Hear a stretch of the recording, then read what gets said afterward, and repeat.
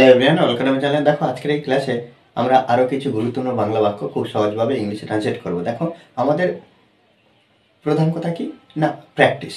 আমরা যদি অনবরত প্র্যাকটিস করতে থাকি তাহলে কি এই ধরনের বাংলা বাক্য আমরা যে বাংলাতে কথা বলি সেগুলো ইংলিশে বলতে পারবো। আমাদেরকে প্র্যাকটিস করতে হবে ইংলিশে কীভাবে ট্রান্সলেট করা, কীভাবে বলা, বলতে হবে অনবরত। কেন? মুখের জড়তা দূর করার জন্য। ওকে, শুধু একটা জিনিস মনে রাখতে হবে না, প্র্যাকটিস।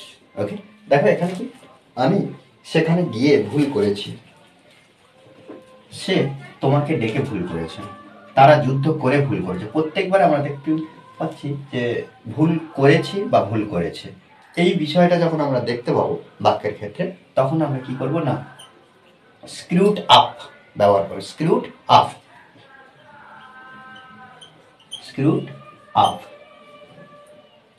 এটা প্রত্যেকবার কি করব বাক্যের ক্ষেত্রে যখন ভুল করেছে বা ভুল করেছি এই বিষয়টা থাকবে তখন আমরা আনবো।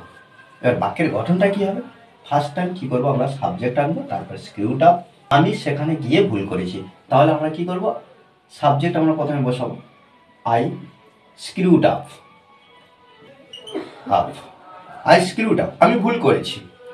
কি সেখানে গিয়ে, এর মধ্যে ভার্ব কোনটা? গিয়ে, তাহলে টু গো, গিয়ে বা যাওয়া, গিয়ে, টু গো দেয়ার, সেখানে। ওকে, সে তোমাকে ডেকে ভুল করেছে। একইভাবে আমরা কি করব, হি বসাবো, তারপরে স্ক্রুড আপ বসিয়ে দেবো, আপ, স্ক্রুড আপ, সে ভুল করেছে।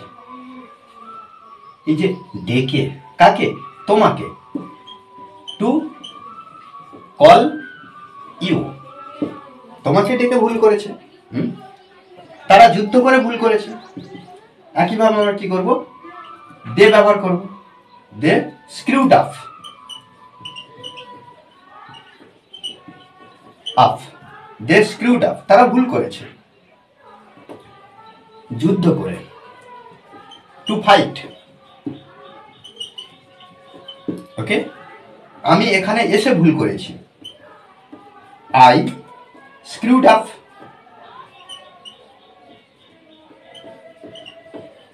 আপ, আই স্ক্রুড আপ, আমি ভুল করেছি এখানে এসে। তাহলে টু আসা, কাম, টু কাম কোথায়? এখানে, হিয়ার।